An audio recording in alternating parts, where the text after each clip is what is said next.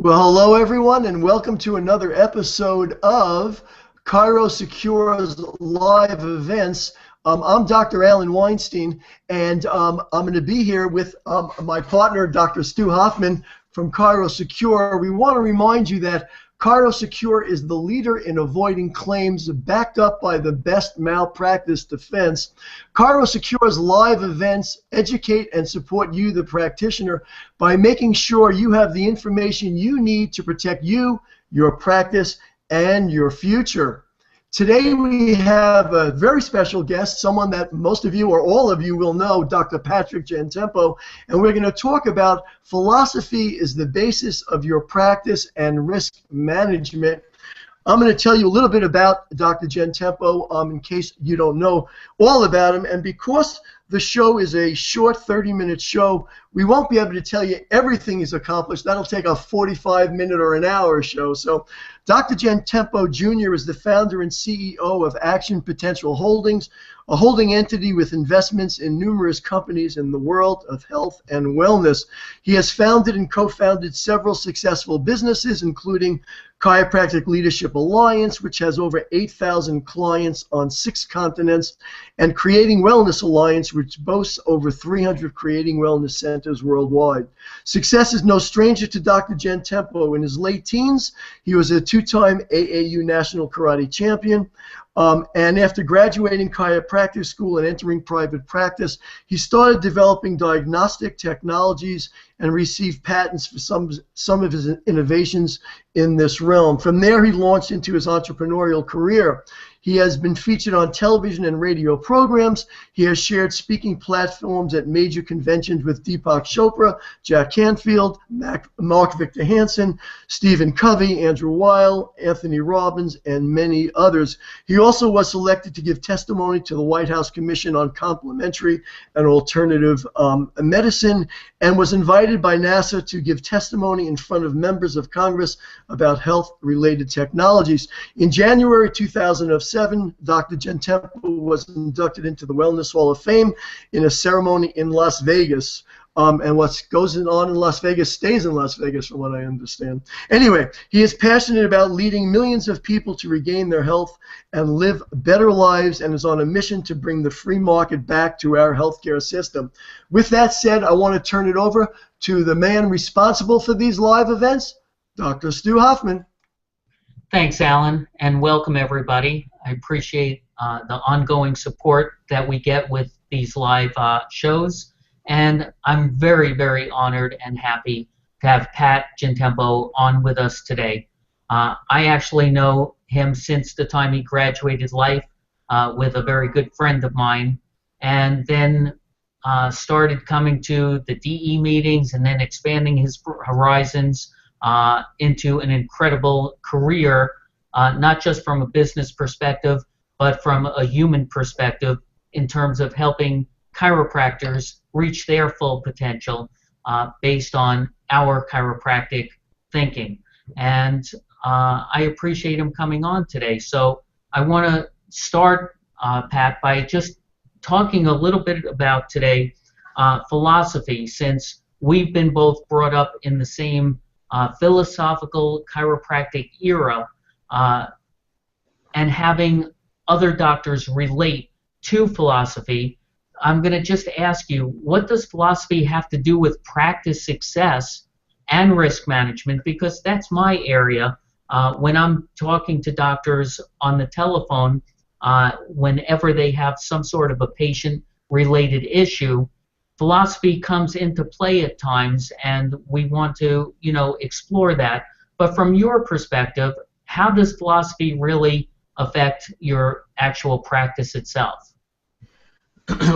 First of all, thanks. I'm really happy to be here, and I appreciate the opportunity to speak to this. And really, what you're asking, Stu, is, what's the practical application of philosophy? And there's varying modes of practicality. One of which would be, looking at practice success, and one of which could be, as you cited, risk management. So, with that.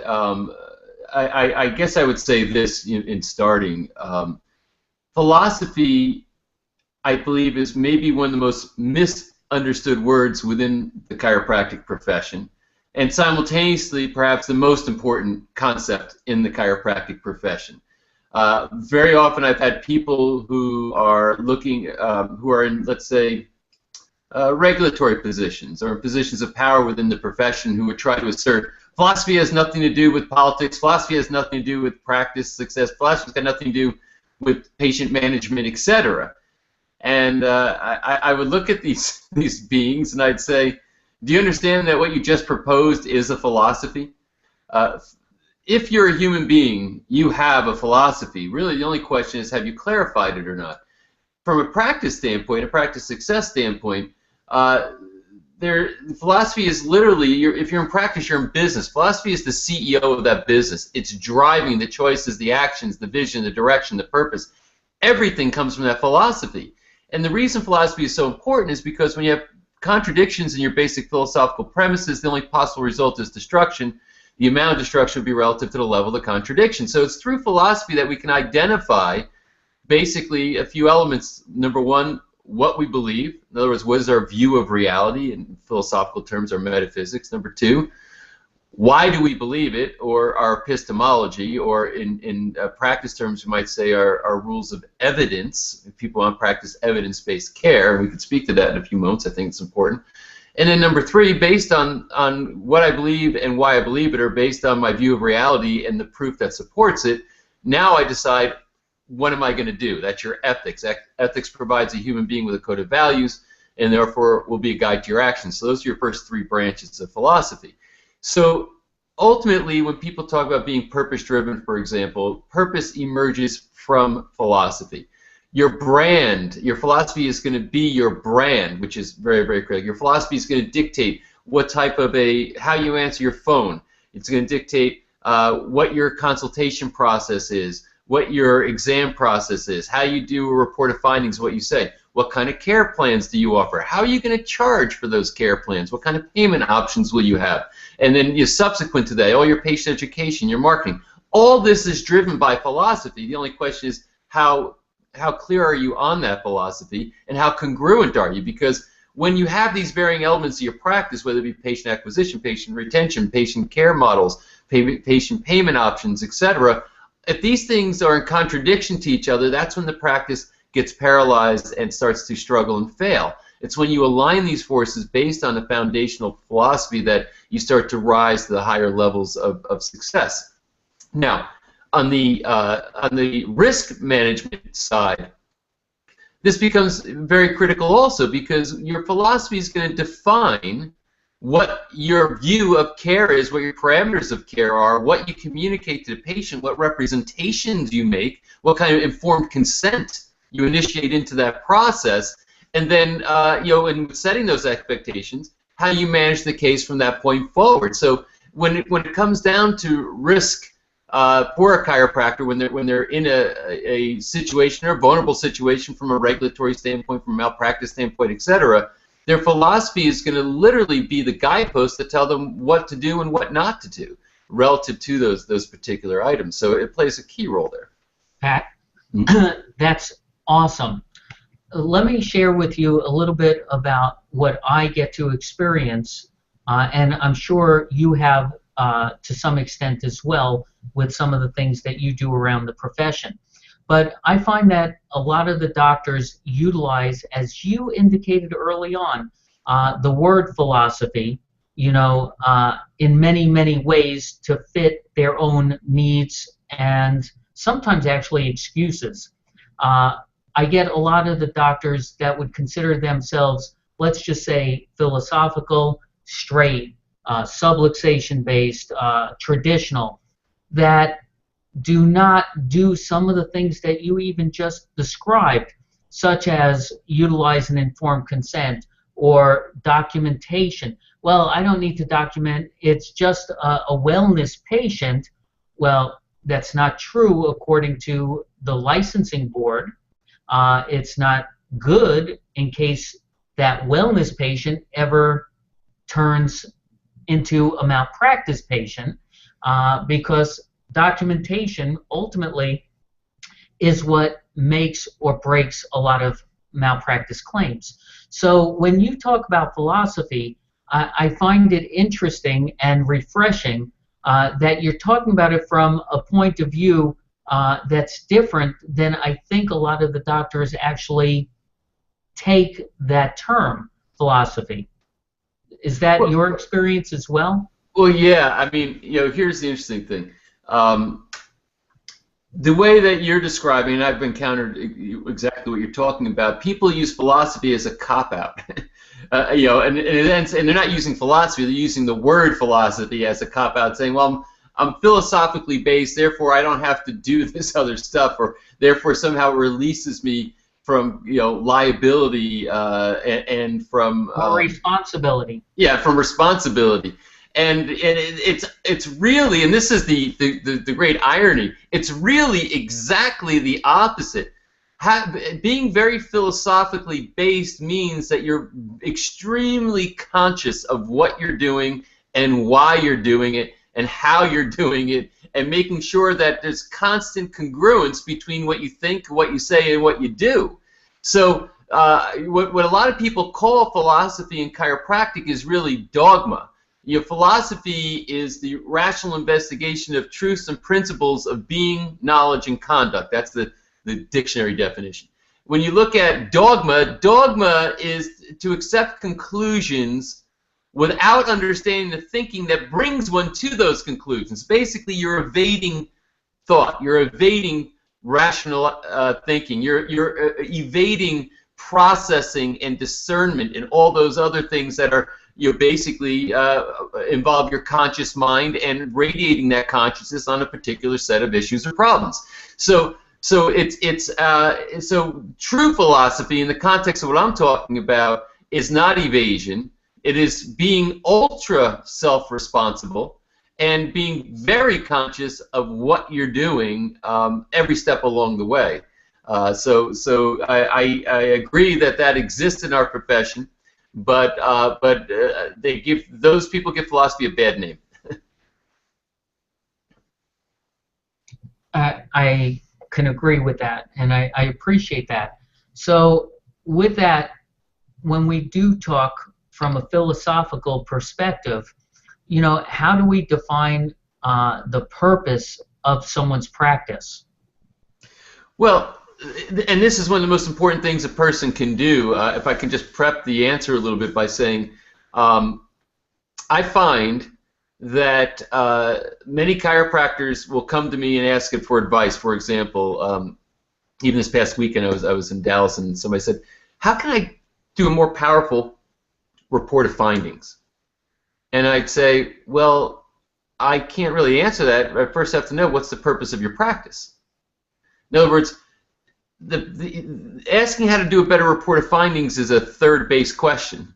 First base is what's the purpose of your practice and what's the clear goal for every patient who shows up in that practice. So those things need to, that's the foundation that's going to be clarified before you can start getting into all this other practice procedure and practice development oriented stuff. So purpose is defined as the object for which something exists. So if it's your purpose in life, it's the object for which you exist. If it's the purpose of your practice, it's the why your practice exists. And I'll tell you how critical this is. I'm involved in a program that's kind of off the radar, extremely high-priced program. Chiropractors pay $66,000 to come in, and the goal is, the agenda is, we double your practice, and you want to do that in about 6 months. So it's called Project Double. And so there's these groups of chiropractors, they come in, very high price, $66,000 each, and there's a series of sessions that we're going to go through, varying dimensions of it. A lot of stuff is done for them, but I'm brought in as a very high-priced consultant to come in to sit head-to-head with these people and work with them on their purpose. And I'll say, what is the purpose of your practice? Because it starts there before we can start getting into any other aspects of your practice, your marketing, your patient education, your procedures, involving any aspect of what's going on in there, your staff training, everything comes down to one thing: what's the purpose of the practice? And I'd say, what's the clear purpose of the practice? So the interesting thing is that when people give me answers, they'll say, well, to to just as many people as possible and elevate the health of my community. I'm not belittling that, but they give me what I refer to as beauty pageant answers. It sounds like, you're at the beauty pageant, you get asked the question, and you're going to talk about feeding the hungry and world peace and so on. That's all great and fine, but what I could tell is that it's flowery words that are not deeply held in a spiritual way, with inside, in a personalized way, that particular person. And incidentally, it's the purpose of the practice, not necessarily the chiropractor. I sold my practice in 1991. It's still in the community, with the guy who bought it from me way back when, and still serving people, because it wasn't just my purpose, it was the purpose of the practice. If I got hit by a truck, that practice should be able to go on for decades beyond that, which, quite frankly, it is. And I think this should be true of every chiropractor's practice. Why does that practice exist in that community? And typically, to give you a clue on how you write these things, is you want to solve an urgent problem. That's the first question I have to ask. What's the urgent problem that exists in the community that your practice is a unique solution to? And can you start to craft your statement of purpose around those issues and make it something that's compelling, that's a part of who you are on a very personal level? I'll give you an example. One chiropractor I was working with, we were head to head for like an hour and a half, and he kept coming up with stuff. But I said, I'm not. You're saying it. I'm not getting it from you. How the passion or the connection to this purpose, even though the words are valid, the concepts are valid, it sounds good. It's not that it's bad, but I don't see that you're connected to it. I said, do you have a personal statement of purpose? And he said, yeah. And in his personal statement of purpose, there are all kinds of things about beauty and aesthetics and so on. I'm like, I said, so let's translate some of that and infuse it in here, because I think that's the spirit you're trying to bring to the table that I'm not getting. And in the end, he wrote this amazing statement about the purpose of his practice that ended with the concept to restore the beauty in family. Our practice exists in this community to restore the beauty of families. And then he got a little bit teary-eyed. I said, that's what you're connected to. Next time you're in an elevator and somebody says, what do you do for a living? Rather than say, I'm a chiropractor, and people go, oh, ho-hum, oh, that's nice. You say, I restore the beauty in families. Oh, well, how do you do that? Let me explain. So it needs to be personalized and something that's meaningful to you, that's not just this kind of generalized thing. But I can't overstate the importance of purpose. And I can tell you, when people get clarity around the purpose of their practice, and also clarity around the goal for every person that comes in to that practice, I've seen practices double just because they get clarity around that. That's terrific. And that's a big topic that I've personally explored over the years as well. And when I talk to other chiropractors, I'm glad that you gave some tips as to how to define your own purpose, at least more of a first step on that. Is there any other tips that you can give to some of the doctors that would be listening that would say to themselves, wow, that makes sense to me. How do I really start the process of not only defining my own purpose, and you talked about the practice purpose as well as personal purpose, but how do I get that so that I am aligning it not just for myself, but for the patients, but also for your staff too? Because if everyone, as you use the term, if you don't have everyone congruent with your purpose, then you're going to still have things that are holding you and your practice and perhaps your family and everything else back. Do you have any tips to make it, give some clarity to the doctors on steps? Yes. One thing you're saying, which is very accurate, is that having a clear statement of purpose gets everybody singing from the same sheet of music. Staff, patients, everybody knows why it's there. As a matter of fact, when people really do get excited about their statement of purpose, it's typically going up stenciled on the wall in their reception room, and it becomes a part of their new patient package. And every talk that they give opens with the statement of purpose. It's something that's infused. It's the why behind everything that you do. And that I can't overstate the power of getting everybody, your community, your patients, your staff, all aligned with this one thing called the purpose of that practice. So, how do you develop that? The one thing that everybody should know, and this is again the kind of the big aha, because everybody talks about, oh, be purpose-driven, have a purpose-driven business, have a purpose-driven life, etc. But here's the question: where does purpose come from? And what's the answer to that question? It comes from your philosophy. Before you can develop a purpose, you have to first have a philosophy. You don't just grab a purpose out of the air willy-nilly. You have to have some frame of reference about the world, about existence, about your view of existence, and and how you know that view of existence, which then brings us to that third branch of philosophy, ethics, which provides a human being with a code of values and therefore will be a guide to your actions. So basically, if you look at the branches of philosophy, first branch is metaphysics, your view of the nature of reality. Second branch, epistemology, your theory of knowledge. So first branch says, where am I? Second one, how do I know, as I mentioned earlier. The third one says, so now what do I do? That's basically saying, so now what's my purpose? So you would have to look at the world and understand it in a way, and obviously, in the short form here, I mean, this is hours and hours of kind of expanded work and thinking and kind of guiding our way there, but just in short, to try to answer your question, once you understand the structure of philosophy and the branches of philosophy, you have a framework. I look at it as an algorithm for thinking. At that point now, you can start to, from that, develop, okay, so what is my purpose with X? And your practice, etc., wherever you want to apply it. What's your purpose as a parent? What's your purpose as a spouse? What's your purpose as a chiropractor? What's your purpose as fill in the blank. So I think the one important thing to understand is that your purpose comes from your philosophy. So the clearer your philosophy, then the clearer your purpose. And then secondly, as far as development of purpose, I'd go back to what I said earlier, is that purpose is the object for which something exists. So you have to think, why does your practice exist? Why does it exist in that community? Why do you exist if you're looking for your own purpose? So those are, I think, some of the clues, and then from that, you basically start to think around these issues, and then you start to, and incidentally, here I am, I mean, I've been thinking about this stuff for several decades, and I still am clarifying my purpose. I'm still working on it. I'm still evolving it. So it's not like once you pick it, that's it.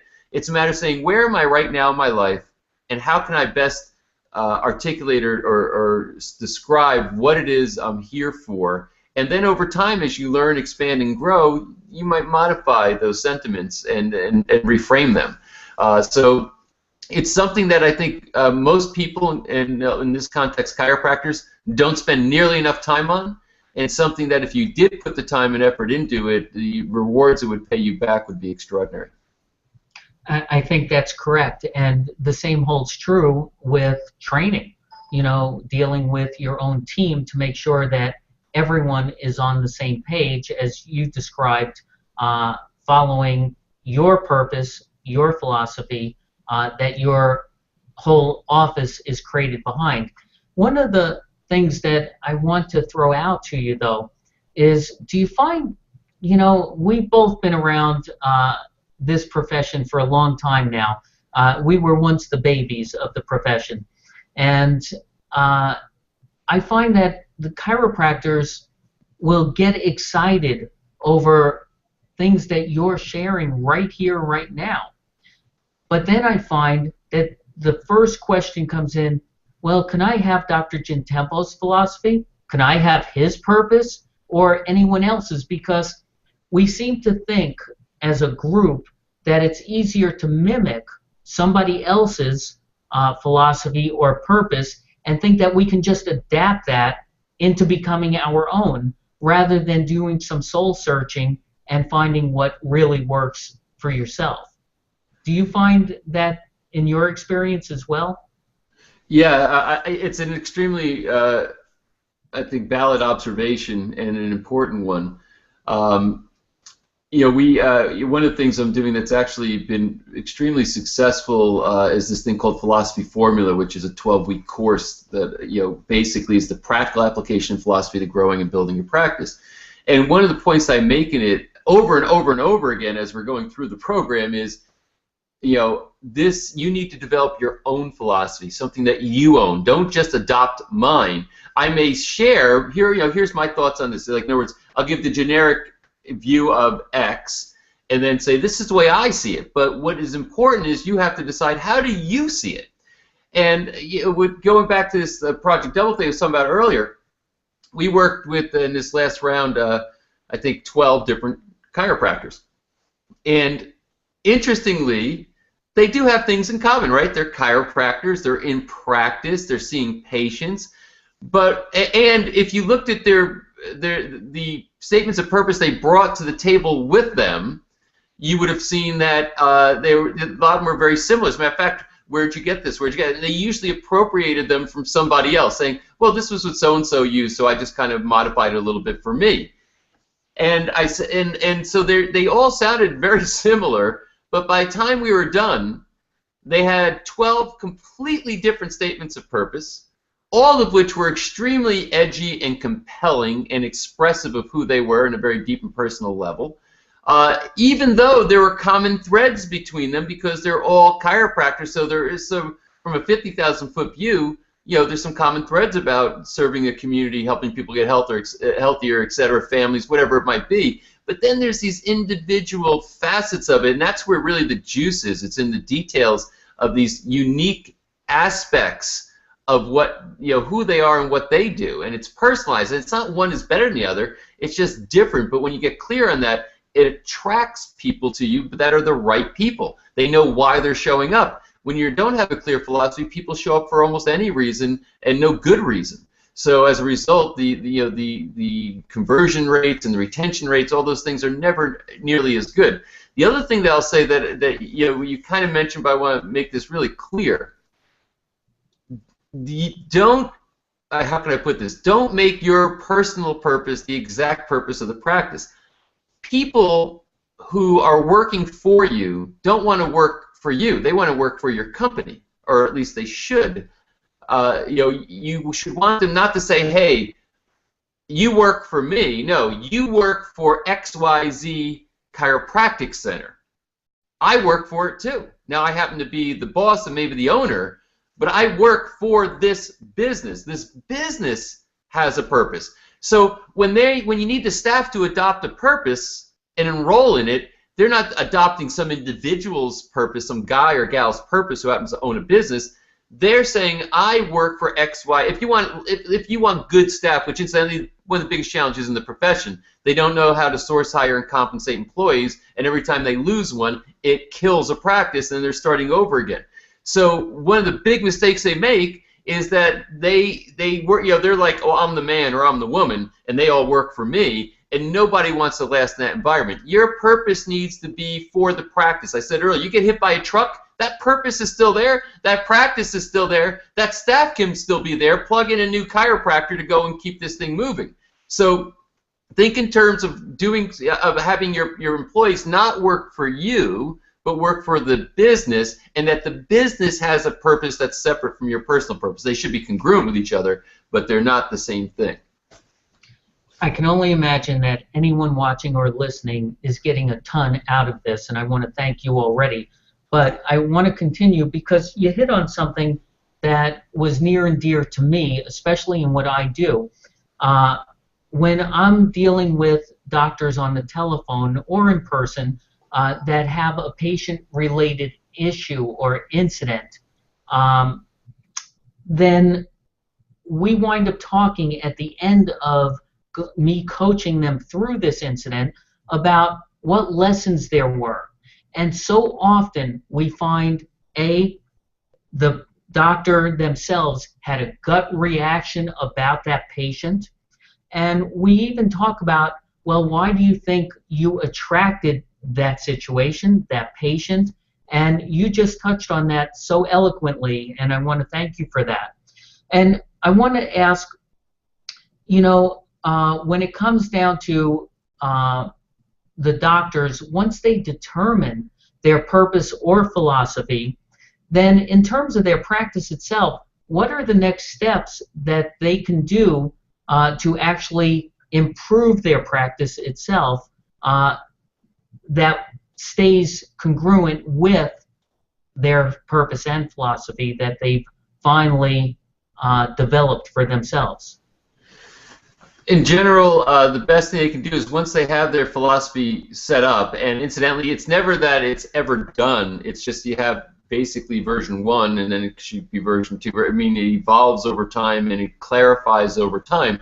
But what you should do is start removing contradictions wherever you can find them. For example, I had a chiropractor, and this is a very typical thing, who is enormously frustrated, comes to me and said, you know, my vision is a lifetime family wellness care practice. That's what I want. What I've got is a back and neck pain center. What lies in the gap between vision, what you want, and reality, what you've got, is contradiction.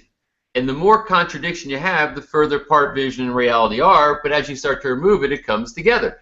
So this guy says to me, I want a lifetime family wellness care practice. That's what I want. That's what I've always believed in. And yet my patients only come in for back pain. Most of them don't stay. You know, and I have really, if I had to be honest, I have a back and neck pain practice. So my question, I said, well, you know, listen, I can't really talk that much about it. Why don't you hand me your card and maybe we'll follow up later.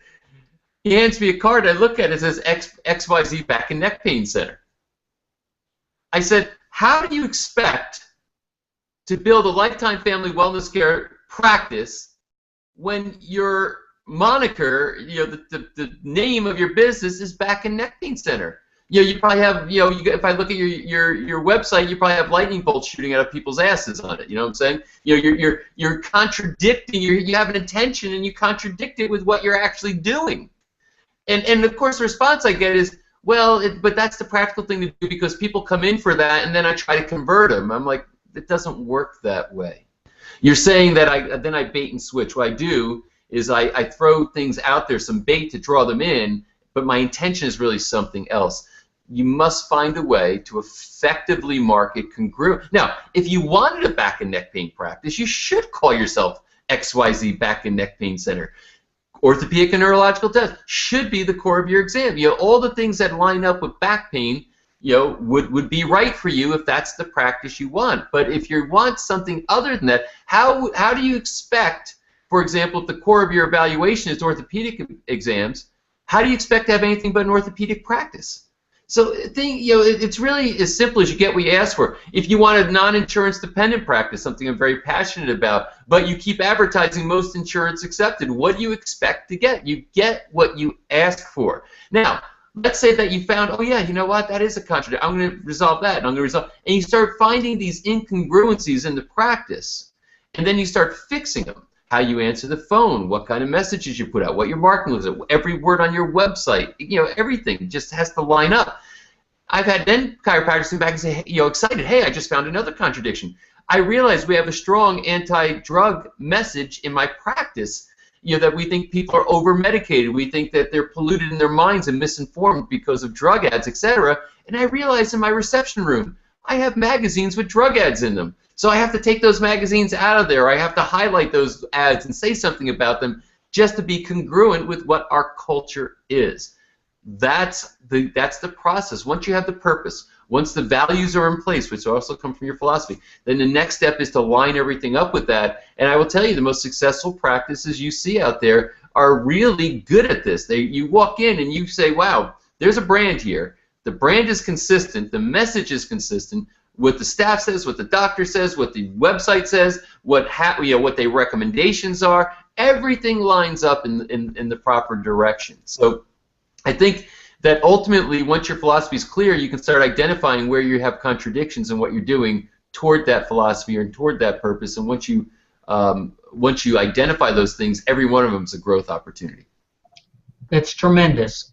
I think, in summary, this is always going to be a work in progress because we evolve, as you alluded to a little bit earlier, and we need to be patient with ourselves and still continue to work and progress toward what is best for that individual that's working on their own stuff, let's just say. And go ahead. No, I was going to say, and that's really, I think, such an important point. It's, you know, it's a process, and you should enjoy the process. It's not like you check the box and you're done. It is eternal vigilance in living your life. Yeah. So I want to thank you for coming on the show today. You've always been a terrific supporter of us, of chiropractic. You do a lot of things to help a lot of people. I have a lot of respect for that, and I just want to send a lot of appreciation to you on behalf of all of our doctors that have shown up today and may get to view this in the future as well. I think it was excellent, and I think it's something that people need. You can't hear and be reminded enough. So. Well, thank you, Stu. We go back a long ways, probably longer than we'd care to mention, and and here we are. In so many ways, I feel like I'm just getting started. I feel like I'm just starting to get it figured out and starting to become effective. But I really hope that I added some value to the viewers' lives today with some of the content we covered. I respect and appreciate all you've been doing all these years in kind, and how you've really also stayed, how can I put it, true to your compass setting in this profession, and everything that you've done in business aligns with that, which is something that I respect and appreciate, and not many people with long distinguished careers can make that statement. So I admire you for doing that. That's kind of you. Thank you, Pat. So let's turn it back over to Alan and see where we go. All right. Okay, well, that was absolutely terrific. I'm going to take care of a little business with everybody. Number one, the page you're watching this on, if you look right below the video, you'll get to see that we now installed our Facebook like button. If you're not already a fan of ours on Facebook, make sure you click that like button. Also, on the right, you will see a form to fill out where you can put in your name, email, phone number, city, state, and zip, and we will send you a copy of the transcript from this great live event that we just had. If you want to sign up for our concierge service, right over there, you can click on that link, and you will be notified of all our future events and automatically get a copy of any notes, transcripts, and links to the live events. Last thing before I say goodbye is make sure you go to our quick quote page. You can see right over there and get a quick quote. If ChiroSecure cannot beat the premium you're paying now, we will donate $25 to chiropractic research. Most people, I think, don't know that ChiroSecure donates a percentage of all that proceeds to chiropractic research, and we will do that in your name. On behalf of myself, Dr. Alan Weinstein, Dr. Stu Hoffman, and Dr. Patrick Gentempo, we thank you for coming by today, and we'll look forward to seeing you next month. Have a great day, everybody.